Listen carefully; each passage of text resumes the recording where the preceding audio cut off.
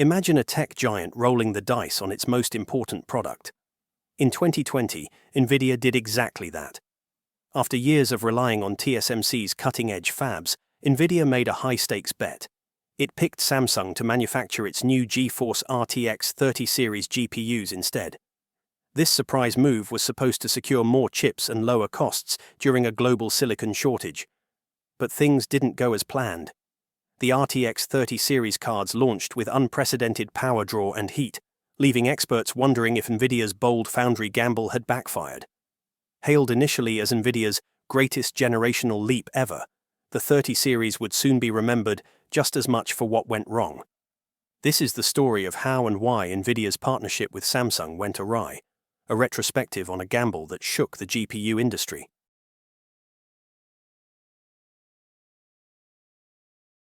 To understand the gamble, we need the backdrop. Historically, Nvidia had one tried-and-true chip supplier, TSMC. For decades, virtually every Nvidia GPU was fabbed by TSMC's foundries. That partnership delivered famous chips from the GeForce 8800 to the RTX 2080. By the late 2010s, however, the landscape had shifted. TSMC's 7nm production lines were incredibly in demand. Apple was buying up huge 7nm capacity for iPhone processors, and AMD, freshly unshackled from global foundries, was all in on TSMC 7nm for its Zen CPUs and Radeon GPUs.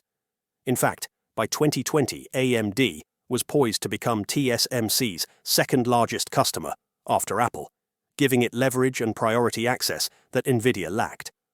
Bottom line, TSMC's dance card was full, and Nvidia risked being crowded out by its rivals in the race for advanced 7nm chips. Nvidia's CEO, Jensen Huang, hinted at another strategy. He spoke about diversifying suppliers and not depending on a single foundry. The reasoning was part strategic and part pragmatic. Samsung, the world's second-largest contract chipmaker, had an advanced process ready, an 8nm node, and crucially, Samsung had capacity to spare. Moreover, cost considerations loomed large. TSMC's bleeding-edge nodes were, and still are, expensive. In late 2019, rumors swirled that Samsung offered Nvidia far lower wafer prices. Some estimates put it at around $5,000 per wafer for Samsung 8nm versus $7,000 to $8,000 for TSMC 7nm. While those figures weren't confirmed, it's clear that Samsung's bid was financially attractive, and the company could deliver a lot of wafers quickly. With demand for GPUs exploding, for gaming, AI, and crypto mining, and TSMC's lines busy, Nvidia saw a chance to take a different path. So Nvidia made an unprecedented choice. The RTX 30 series Ampere consumer GPUs would be built by Samsung on its 8nm process, not by TSMC on 7nm. This marked the first time Nvidia's flagship GeForce line would use Samsung technology. It was a bold pivot born of necessity, a bet that Samsung's cutting-edge line could deliver. In theory, the stars aligned. Samsung got a marquee customer to showcase its foundry tech, and Nvidia gained a second source with more capacity and possibly better prices. By September 2020, Jensen Huang was on stage calling Ampere the greatest generational leap ever, proudly noting that the GeForce RTX 3080 and 3090 would nearly double performance per watt over the last generation. But as launch day approached, skeptics wondered, could Samsung's 8nm really match TSMC's 7nm? Nvidia was all in on the bet. Now it was time to see the cards on the table.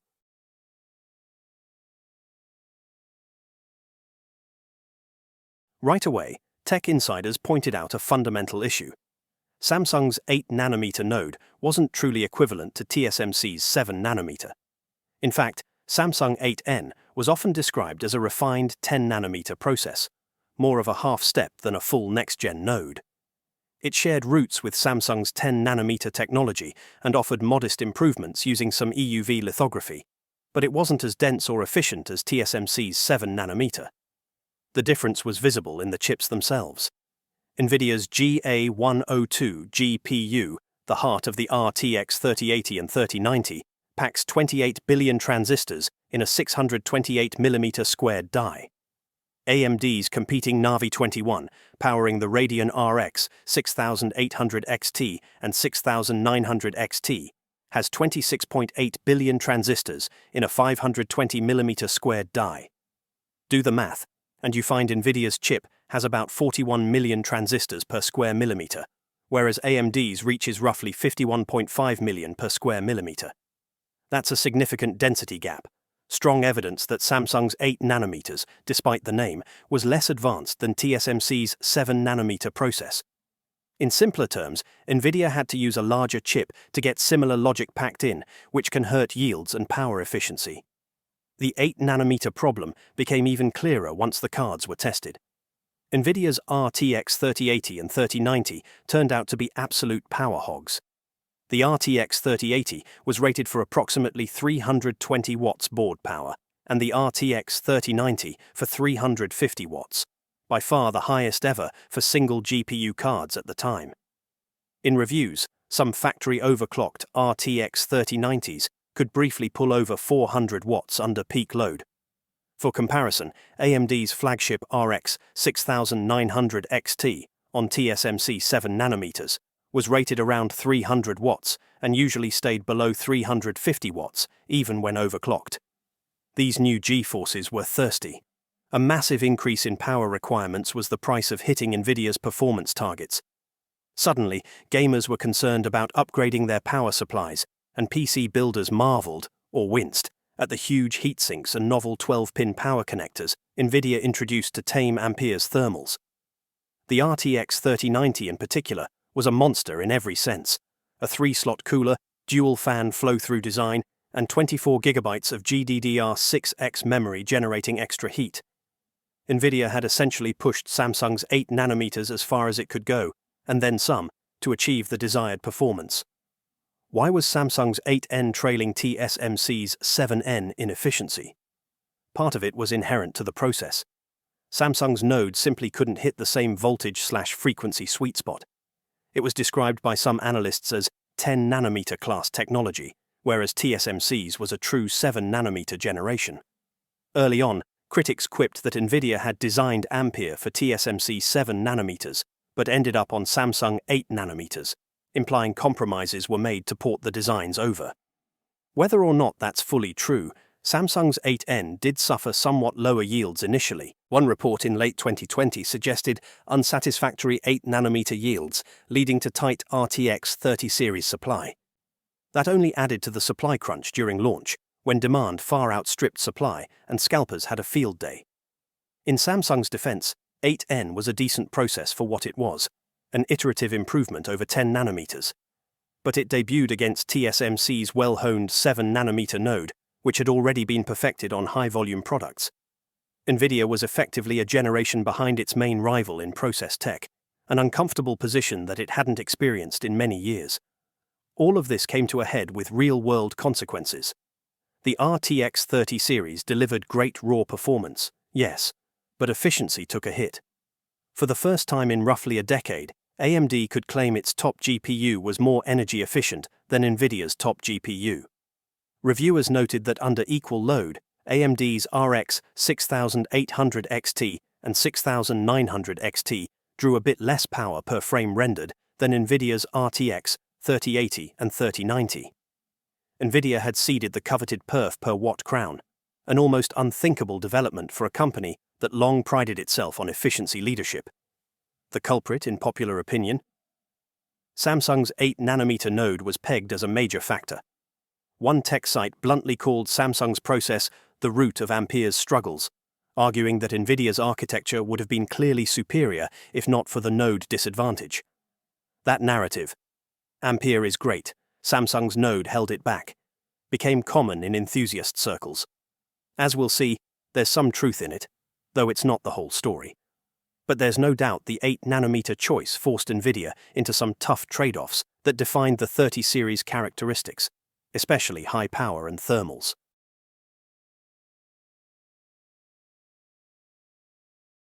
The direct consequences of Nvidia's Foundry choice showed up in performance metrics and product design. To be clear, the RTX 30 series did deliver the generational leap Nvidia promised in raw performance. The RTX 3080, for example, was roughly 70 to 100% faster than the prior gen RTX 2080 in many games, a huge jump, and even outpaced the old RTX 2080 Ti by a large margin. In rasterized, traditional graphics, the RTX 3080 and 3090 generally took the top spots in 2020. However, AMD's Radeon RX 6000 series closed the gap significantly, and in performance per watt, they even took a lead. Real-world benchmarks and power measurements painted a nuanced picture. In pure performance, Ampere GPUs often led. For instance, the RTX 3080 and RX 6800 XT traded blows, with Nvidia ahead in some 4K tests, and AMD sometimes ahead in 1080p, overall very close in raster performance. Nvidia maintained an edge in ray tracing and deep learning features, while AMD struck back in memory, thanks to a clever on-die infinity cache. So on the surface, the 30 series wasn't a flop at all. It was a commercial success, and gamers who could get their hands on a RTX 3080 loved its high frame rates. But efficiency metrics told another story. Detailed analysis by tech reviewers found that the RTX 3080 and 3090 were among the least power-efficient GPUs of recent times, especially at lower resolutions or lighter loads.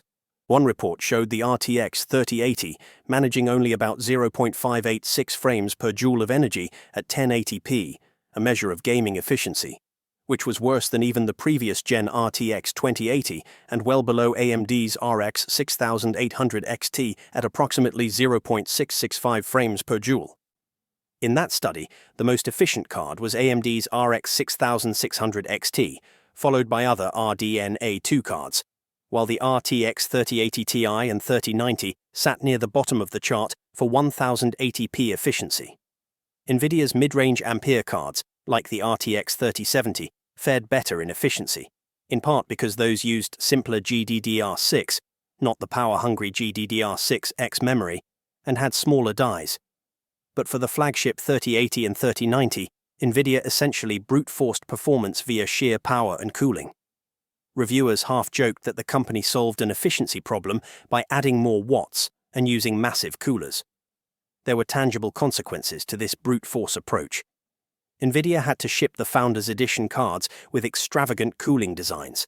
The 3080 and 3090 cooler was a multi-slot, dual-fan hybrid that vented air through the PCB, a design far more complex than prior generations.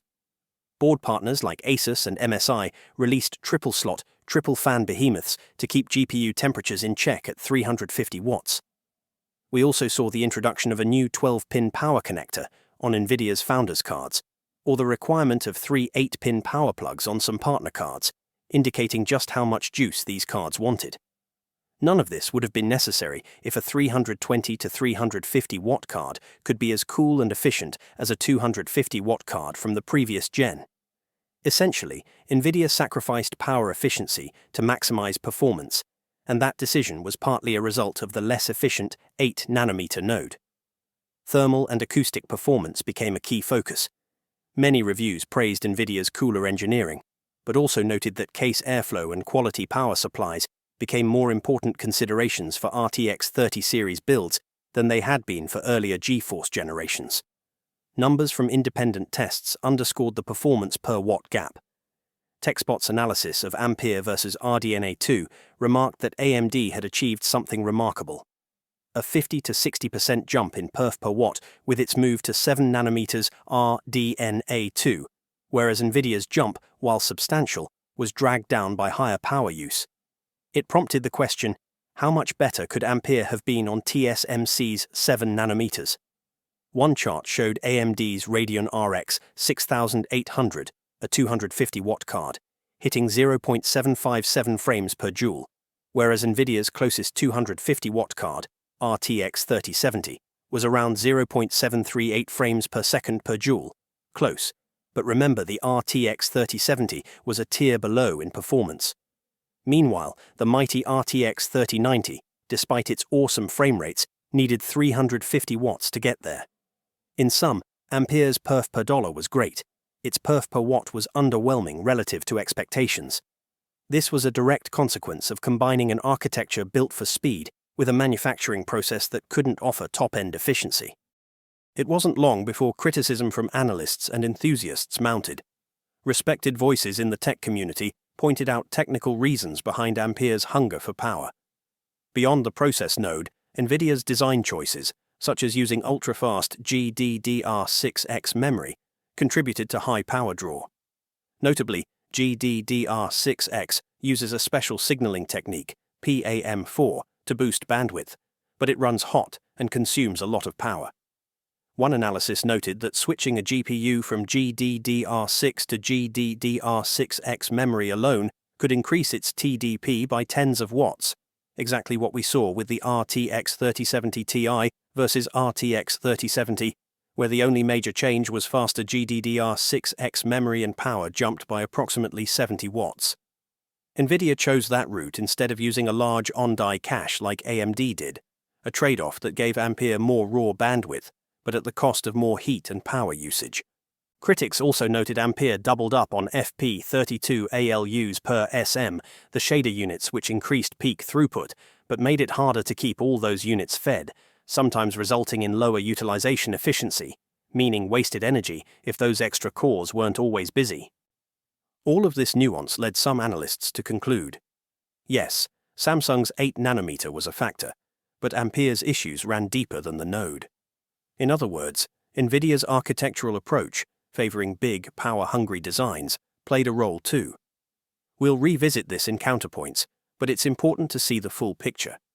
The 30 series shortcomings weren't solely Samsung's fault, yet the choice of Foundry magnified those shortcomings in very tangible ways. For Nvidia, the immediate consequence was a bit of a PR and strategic headache. The RTX 30 cards sold out consistently, thanks to great performance and an epic pandemic-era boom in PC demand. But Nvidia's reputation for efficiency took a dent. The company found itself explaining that brute force design was necessary to achieve performance leadership under those conditions. It's telling that halfway through the cycle, rumors emerged that Nvidia might do a mid-generation super refresh of RTX 30 series on TSMC's 7nm to improve efficiency.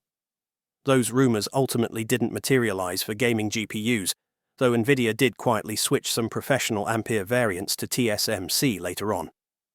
The fact such speculation existed shows that many believed moving to TSMC would solve a lot of Ampere's problems.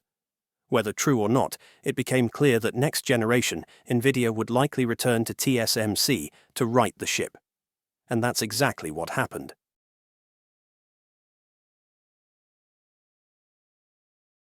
Nvidia's course correction came with the very next generation of GPUs. In 2022, the company launched the GeForce RTX 40 series, architecture codenamed Ada Lovelace, and this time there was no Samsung 8nm in sight. The RTX 4090, 4080, and their siblings were built on a custom 5nm class TSMC process, often referred to as TSMC 4N, a 5nm optimized node for Nvidia. The results were immediate and significant. The flagship RTX 4090 exploded past the previous gen in performance, and did so more efficiently to boot. How much better was it?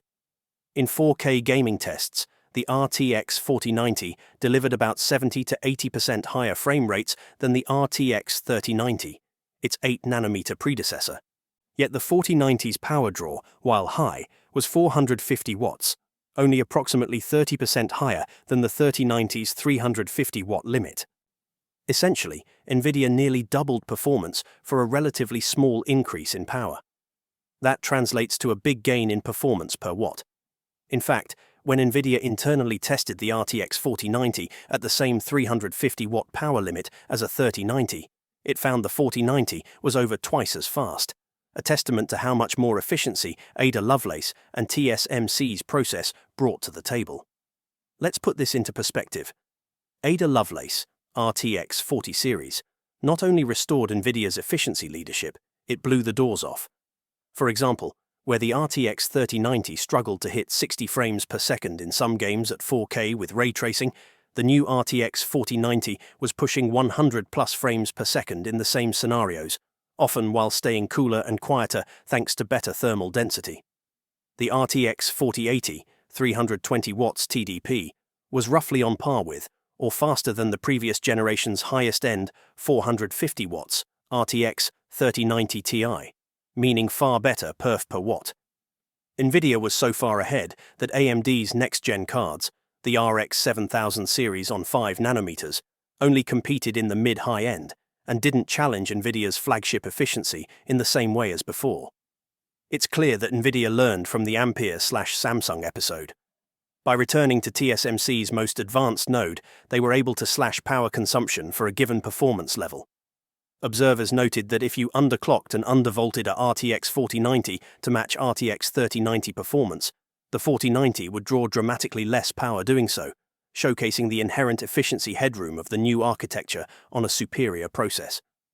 Another sign of Nvidia's renewed confidence in efficiency was the wider adoption of their GPUs for small form factor designs and laptops.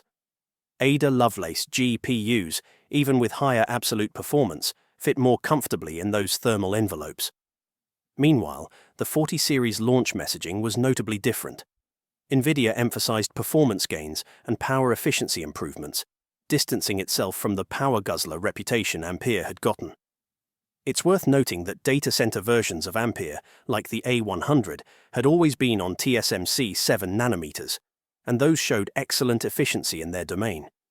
Now, with Ada, both gaming and compute GPUs converged back to TSMC, simplifying Nvidia's supply chain and erasing the bifurcation that existed in the Ampere generation, where consumer and server GPUs were on different foundries.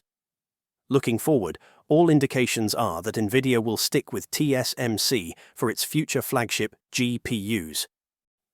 The next GeForce generation, the RTX 50 series, based on an architecture codenamed Blackwell, uses TSMC's advanced nodes as well. Initially, many assumed Nvidia would jump to TSMC's new 3-nanometer process for the 50 series. TSMC's N3 offers substantial density and efficiency gains, and companies like Apple have embraced it for their newest chips. However, eventually Nvidia had used an optimized 4-nanometer process, TSMC 4N and 4NP, for Blackwell, choosing a refined, mature node over a riskier new node. At GTC 2024, Nvidia even disclosed that its upcoming data center Blackwell GPUs would use TSMC 4NP, a performance-tuned 4-nanometer rather than 3-nanometer. For consumer RTX 50 series, the word is that Nvidia will likewise stick to 4N, the same node as Ada Lovelace, to maximize yields and keep costs in check. This indicates two things. 1. Nvidia is very comfortable with TSMC's 5-nanometer class technology and sees more mileage in it. And 2, after the Ampere experience, Nvidia is in no rush to be a process node guinea pig again. They'd rather iterate on a known good process than risk any Samsung-like hiccups on an unproven node. TSMC's 3 nanometers will surely come into play for Nvidia eventually, perhaps for the following generation or a mid-cycle refresh if needed.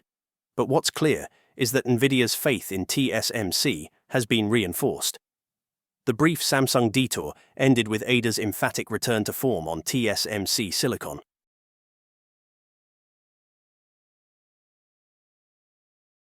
The fallout from Nvidia's Samsung venture wasn't just measured in chips and watts. It also had a subtler but significant impact on trust and relationships in the semiconductor industry. After the RTX 30 series chapter, Nvidia's confidence in Samsung Foundry was clearly shaken. It's telling that Jensen Huang, when asked about chip production in subsequent years, praised TSMC for its excellence and made no suggestion of returning to Samsung for leading-edge products. The 30 series was sometimes jocularly referred to as Nvidia's lost node, or a one-off experiment. In business terms, it highlighted just how strategic and irreplaceable TSMC had become for cutting-edge silicon. By 2024, TSMC commanded about 60 to 65% of the global foundry market for advanced chips, whereas Samsung's share had slipped to roughly 10%. Major customers, whether it's Apple for phone SoCs, AMD for CPUs and GPUs, or Nvidia, overwhelmingly chose TSMC for high-performance chips. Consistency and yield were key. TSMC had a track record of delivering on promises, while Samsung, fairly or not, had gained a reputation for technical struggles at the leading edge. In fact, Samsung's foundry business hit headwinds in the early 2020s.